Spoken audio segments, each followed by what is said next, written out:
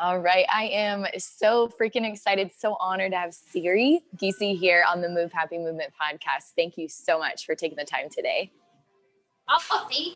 I appreciate it. I just got done teaching and I was like, I'm going to end my class.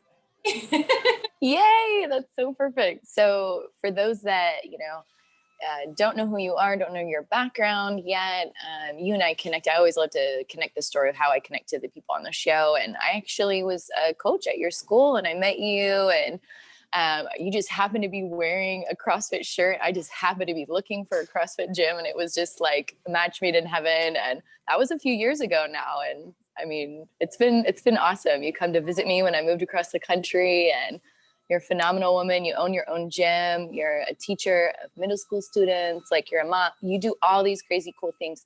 Let's talk about the origin story. What got you interested in all of it?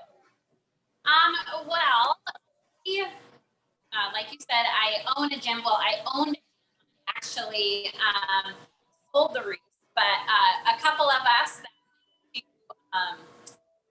CrossFit Infusion, we decided that we wanted to start a CrossFit gym. We didn't know what it looked like. We all kind of, and Cody, we all had an idea of what we wanted, and it's a lot of work. So we thought, well, what better way to not take on everything all at once by ourselves?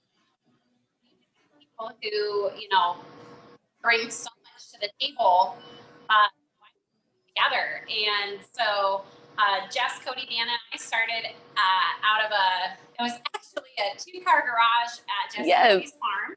Yes, and I was there. And then we handed and took over Cody's whole and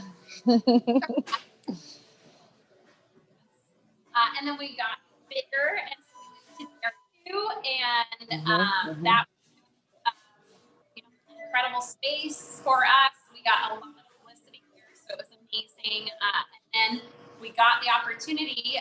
CrossFit Infusion was actually looking to sell, and that's where all of us started, and it was our roots. And so we thought, what decision to do than to purchase it. And so CrossFit Infusion kept the roots, and then I have a now 13, and Colton turned 11 yesterday. That's so crazy. They started getting into sports, lacrosse, football, and stuff, and we're at a point of the kind of a crossroads. And we had one of our members and one of our original coaches. He loved the roost as much as we did, and so I had the opportunity to sell that to him. Yay! And so super exciting. It's in now, all 4 of us. But it's still open. And TJ is still an owner, and he has some amazing owners. Jordan and Nathan are phenomenal coaches. They're amazing. And, it's just really neat to see the transformation of the gym. And so now I just coach out of my garage, Siris Games. Yay! Exciting. I had that opportunity to own a gym, and a lot of work. Yep. So I'm very thankful for the smaller version of that. Yeah. And that's so dope. And that's kind of how, I remember you telling me when you first started too, you were coaching, I want to say in your house before school, after school, and being a mom, and you were doing all these crazy things in a 24-hour period. I don't know when you slept, honestly. You're I don't know either. I don't know. All a blur.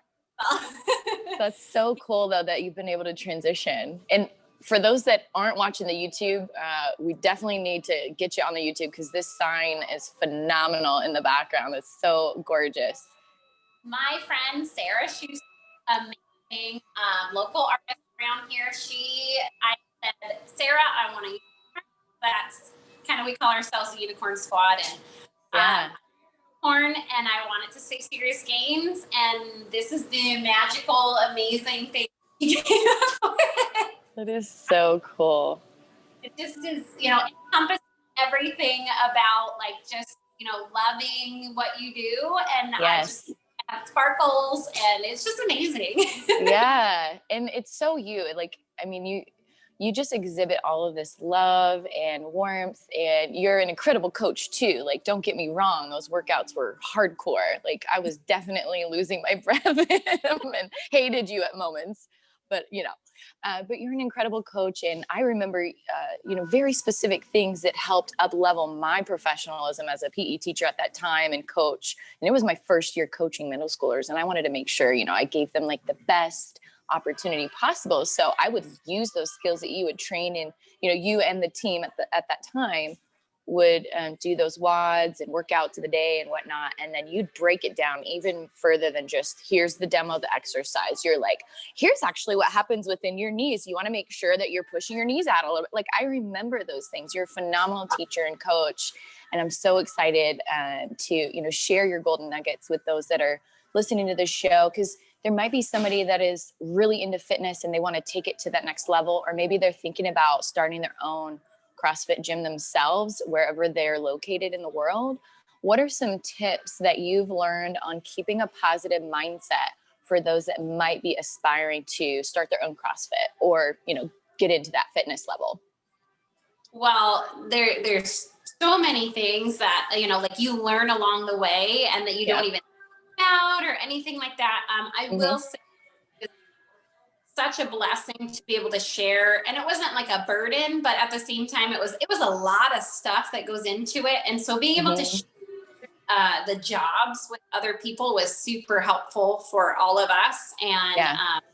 And we all brought in a really different approach. And I'm sure you remember, you know, different, Dan would teach different, or like you could tell our programming was a little bit different.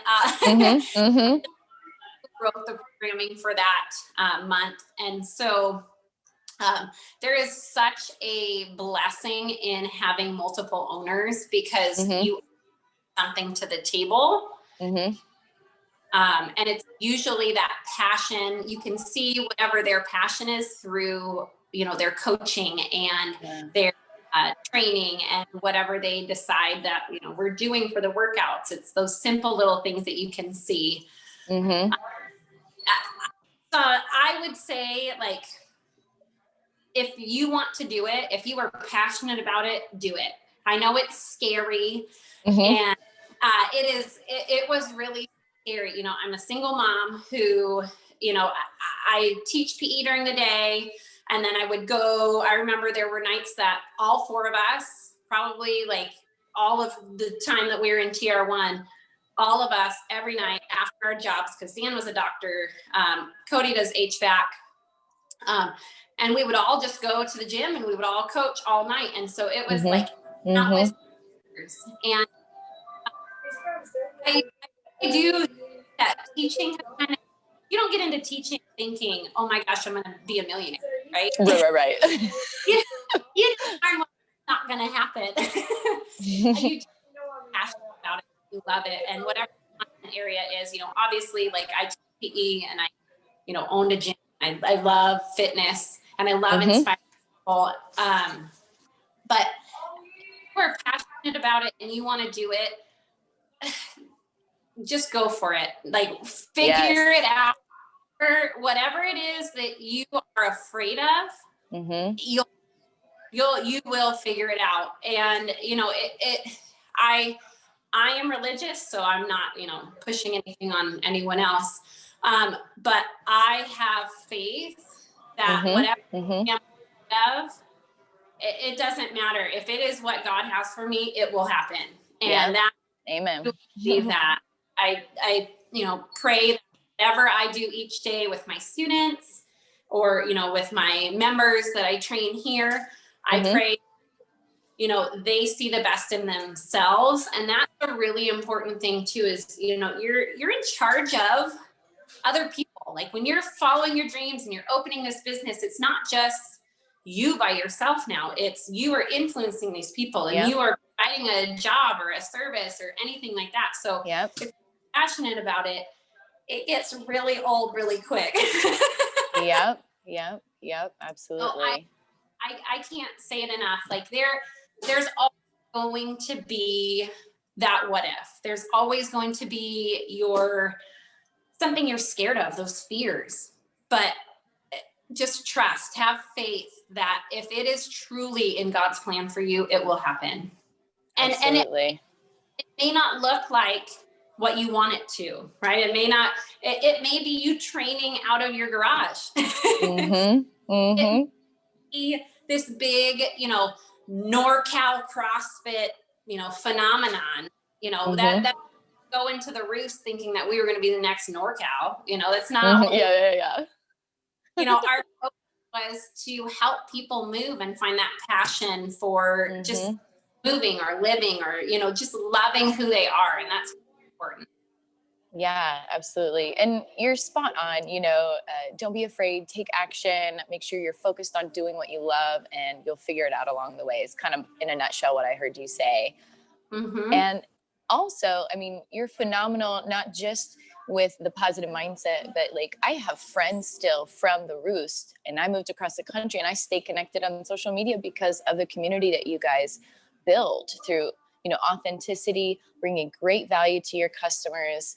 And there's people that I have for a lifetime, I believe, and some of them have even moved to other states and things, but we've been able to stay connected because you guys set it up for success, not just for fitness, but for community, which leads into our second pillar, which is a great transition. So, part of our happiness is really highly predicted on our social network, who we hang around. And, those that are into fitness, you want to hang around fitness people. Those are into music, you want to hang around music people.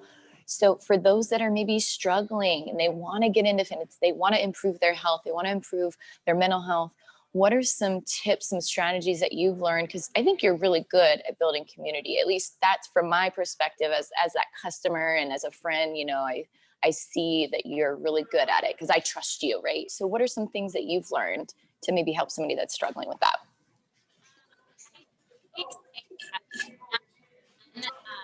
To build a community, you have to care about the people who are in it. Like people are not just a number. They are not just someone paying you money. Like they are, but they are people. They have real struggles. They have demons that are our place. It's the place that like I think of my students. It's the only place that they feel heard. And if I can help them build that, I have that trust or their trust. Yep. Adults are just children.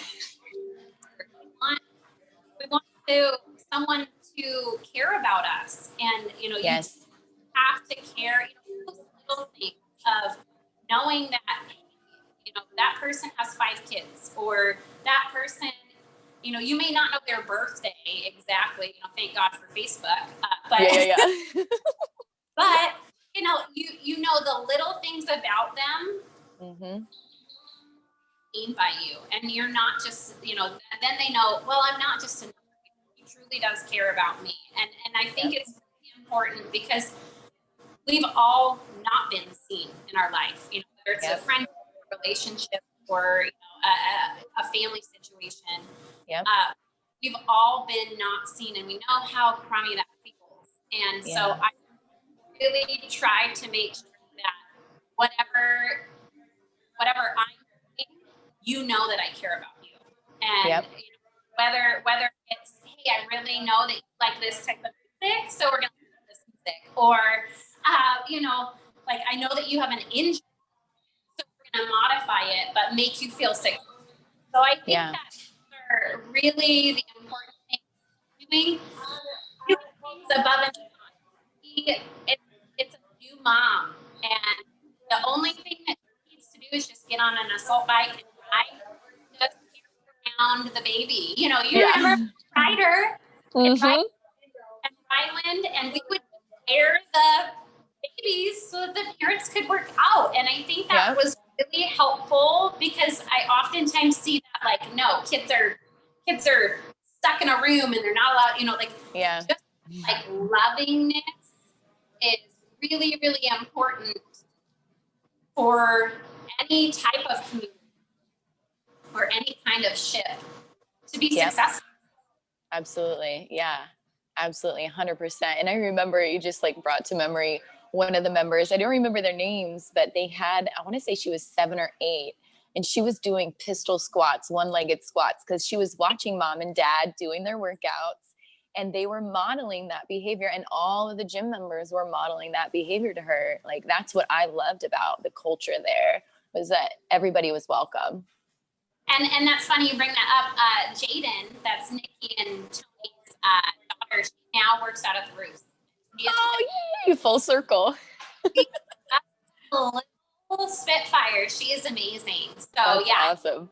It is really cool to see that too. And we have our OG members, like you guys who are still there, or even if you're not, still check in, and it's so nice.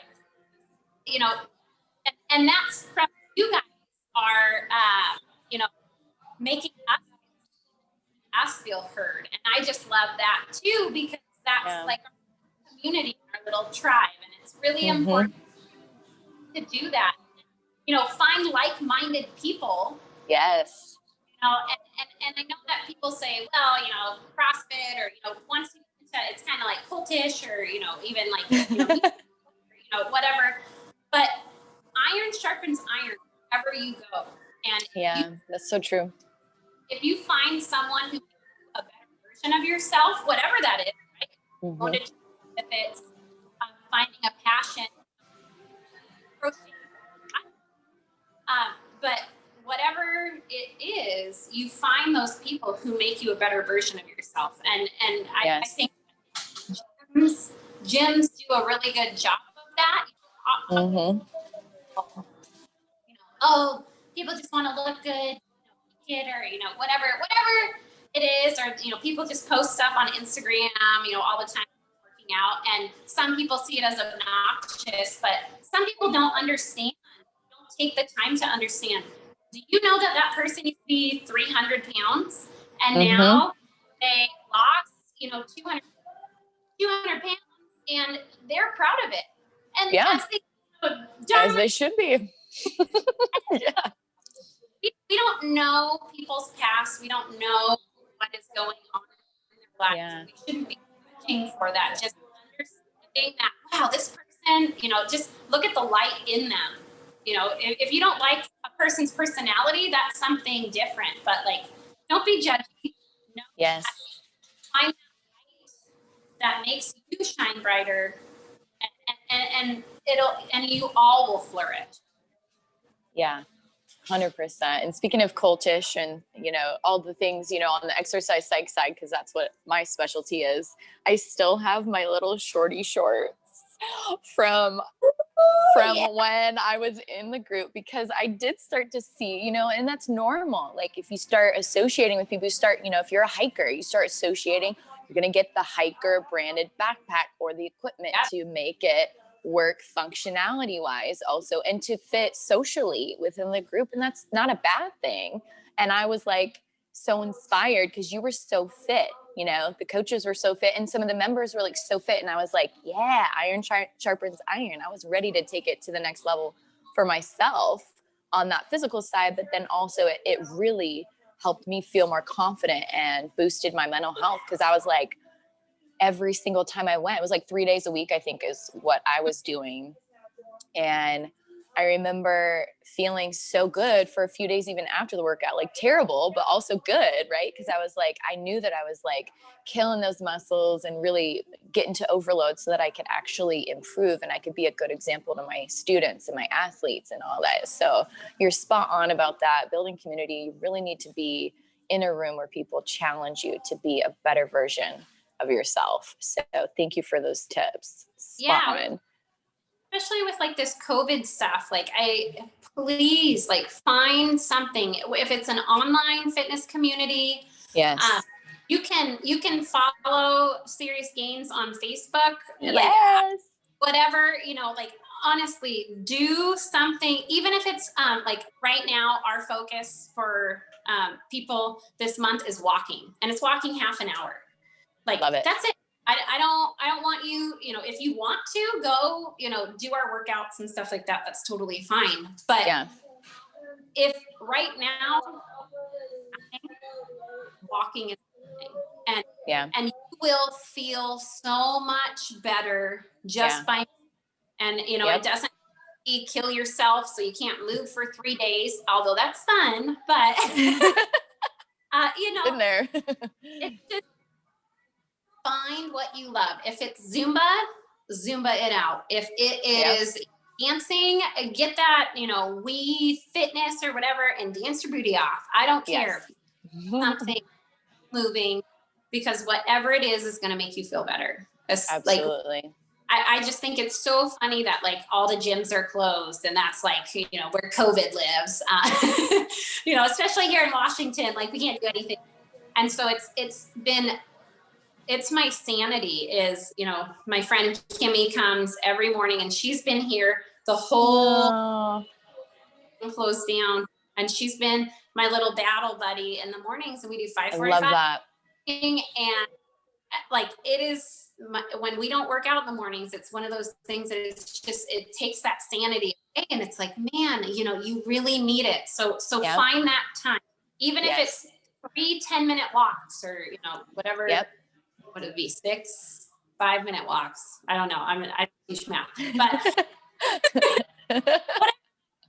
find something and move. And I know it's cold, like here it's like gonna snow this week sometime.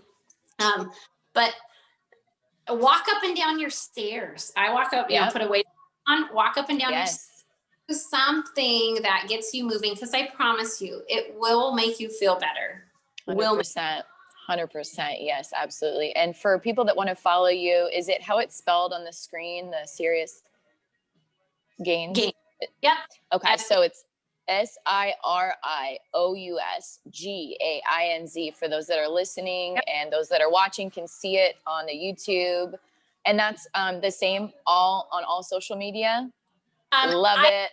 I don't have an Instagram for it. I just all right, Facebook. I don't even Twitter works. So all right, girl, we're gonna talk after the show about getting you on the other platforms.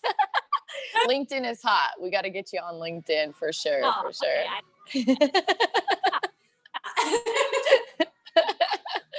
And for those that, obviously you've got your CrossFit gym, you've got teaching. For those you talked about, do what you enjoy. So what is your absolute favorite thing? If you could pick a favorite or a couple of favorite ways to move your body. I love hiking. I absolutely love the Pacific Northwest. If those of you have never gone to the Pacific Northwest, we have incredible views, mountains. It is gorgeous. There's I've lived here my whole life, and barely put a dent in the amount of hikes that you can do. And I would be hiking all year round if I could. I really could, but I'm not made for this. I hear that. I can say that, but I have a daughter, and he is just a little rambunctious thing of energy. And so we go out on our little hikes, and I love it. I love just going walking with my kids. It's really neat to see the little humans that they're becoming. At 13, every day they're both getting taller than me, but it's really really neat to hear about their day, how they're feeling. They can voice those even more complex feelings, with this COVID. They're feeling that, complex feelings that are going on. And so it's just, my family means a lot to me. I go out to my dad's and we go out and play golf, and just being outside and being with my family and friends. There is nothing better than having that community, that tribe of people that just really support you. I love that. And it's fun to see your family photos online, because I am far away, and it's nice to see you are consistent with going out on hikes, doing the outdoor shots with your family. And it's nice to know that because of my teaching background, I know, when we are doing things as adults, we are socially influencing those that are younger than us, whether they're our kids, our students, people that we volunteer with. And it's phenomenal that you're so consistent with it, because you are changing lives by even showing a photo online. You're changing other people's lives, right? You're being that positive example. So keep up the great work, girlfriend. And I know we're following you on all social media. Well, we're going to get you up on LinkedIn, get you on Twitter, definitely on Facebook. And we talked about, as far as like, you have a charity, right, that you are really excited to talk about. So let's talk a little bit about that. How can we support you in this charity? First of all, what's the name of it again? It is Stone Soup Collaborative. So it's that old story about Stone Soup, is like how it is started. My very good friend Nils McKinney, he is so just loving, and he is kind and thoughtful and talented. He sold me my car, and I bought my Forerunner from him. And ever since, we've just, God felt that we needed to be in each other's lives, and we've been in each other's lives. And so the Stone Soup Collaborative is just a bunch of people who want to help stop and so right now they are trying to go anything like that of getting a building. They have one in Tacoma. It's like a 3-story building, but it's not just giving food to the homeless. And they've given like over 1 million meals over this whole COVID thing. Like, just amazing, amazing people. And but what they want to do as well is they want to have cooking classes, and they want to teach people how to use food or what they have or to create meals and healthy meals for their families. That's so important. It's so much more than donations. It's that love, passion is just extreme in this whole building and this whole process. And so if you're looking to donate or anything like that, please look on the website, all their contact information there. But it is just such a big program that especially here in Washington, we have a really high homeless population, and it gets really cold in the wintertime. And warm meals provided for anyone, and you don't even have to be homeless. You can just go there for a good a home cooked meal. It's not just let's put together some mashed potatoes in a box. Like, it's him with his passion and deliciousness of cooking. He's just a great person, and if you're looking to donate, I would highly encourage you to, because it's just so great for the community. And what's great is they want their system to be able to be replicated. So that's awesome. In Tennessee, someone wants to up in New York, take and open up a kitchen, want them to pop in. So if you're looking at if you live in another state and you're looking for something to open or give back to the community, something that he wants to spread all over the world. So that love that. So it's really cool. That is so awesome. And one more time, what's the link for those that are listening? Stone Soup Collaborative. Awesome. And he's wanted me to let you know that right now the website's a little under construction, because again, they're buying a new building, which is super exciting from all the donations. So thank you everyone. That's so cool. But so he just wants you to know all the contact and all that stuff is good, or just contact me and I'll get you in contact with him. That's so cool. Love it. And thank you for, being such a giving person and sharing someone else's organization when you could promote yourself, right? But that's what women do.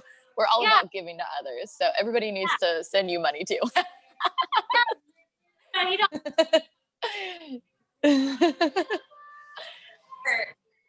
It's one of those things that I was very blessed with the situation we had with the roots and home, having people who come here every single day to, do a sucky workout with me and just, just to pound each other. I would be blessed, and I feel like whatever God is giving me, back. Absolutely. And that's why I love you so much, girl. All right. So our fun random question. I always love to close it out with the random question of the day. And I did a last minute tweet out. So let me pull up. I'm going to minimize you for 1 second. Let me see if I can find a question. If not, I'm going to think of one on the spot here, impromptu.